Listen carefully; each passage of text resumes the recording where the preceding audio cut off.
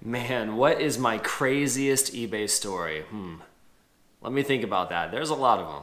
Hi guys, my name is Justin and I'm a full-time eBay reseller, meaning that I make a full-time living selling things on eBay. I think the craziest eBay stories can fall into two different categories, and that's the craziest things that I've ever sold and the craziest customer interactions that I've ever had. So I'll go ahead and start with the craziest thing that I think I've ever sold on eBay. So a few years back ago, I was going through an antique store here in my local town, and I stumbled across this really old, kind of antique, creepy looking doll. It was porcelain, it was kind of, aged and kind of faded, and when you moved it, its eyes kind of rolled back and forth in its head, and it just kind of struck me as odd. And it was only $5. I picked it up and took it home. And when I got home, as I started doing research, like any reseller would do, as a good reseller, you're going to research your product that you're selling to try to maximize your profits. And when I was researching that item, I noticed that there were people on eBay that were selling haunted dolls. They were claiming that these dolls were haunted by ghosts or by spirits, and that kind of struck me as odd. And what really kind of threw me off guard was that they were going for a lot of money. The temptation kind of got the best of me, and I wonder if I can try this. So I kind of made up a little bit of a story, to be honest, and I said that this doll was possessed, and it was kind of creepy, and it had done weird things, and at the bottom, I added a caption that it was only for entertainment value. None of these facts are true. I think other eBay sellers were doing the same. I think it goes against eBay policy to make claims that aren't true, but you can sell things for entertainment value, like movie props and stuff like that. So I went ahead and put that little comment down the bottom. And lo and behold, what do you know?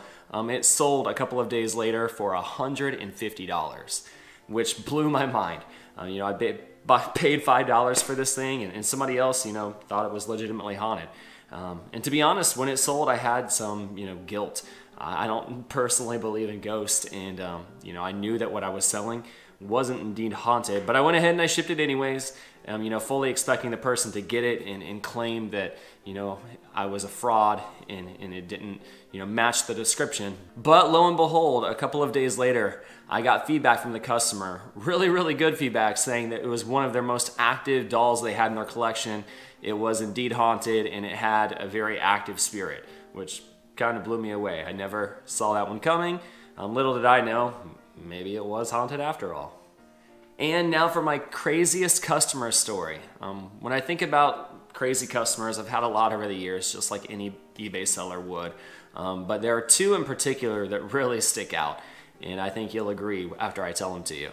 The first one, a few years back, at an old house that I used to live in, I was going out to get my mail one day. I think I had an eBay return that was coming back, and I was getting my mail and walking back across the street to my house when all of a sudden I heard honking, and I looked up and thought maybe it was somebody honking in another car, but it didn't take me long to realize that the person was trying to get my attention.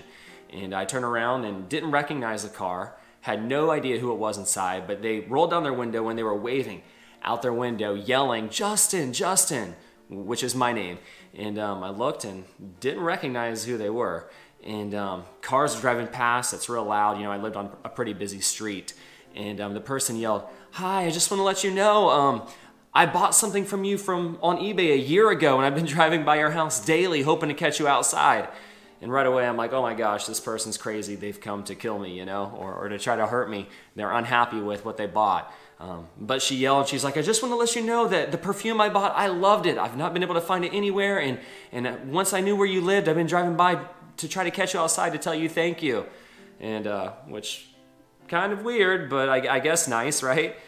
So I quickly went back inside, and I never met her again, never saw the lady again, but apparently she was really appreciative. Another story kind of similar to that. A couple of years ago, over Christmas, my doorbell rings, and I go to my front door, open the door up, and there's a man standing there that's a stranger. I have no idea who it is, and he's holding a package in his hand, and it was an eBay box, one that I shipped him.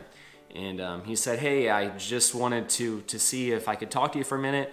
The item that you sent me, which was a pair of sunglasses, arrived broken in the mail, and I was wondering if I could get a refund or a return."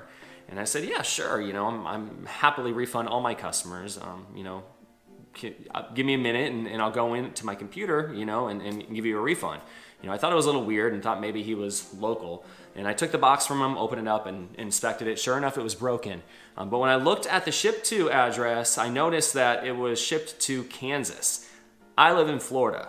And when I went back to the door, I said, sir, do you live in Kansas? And he said, oh yeah, I just knew that in a few months I was gonna be in the area, and I thought I'd stop by and see if I could get a return from you in person, which I thought was really strange. It was a $10 pair of sunglasses.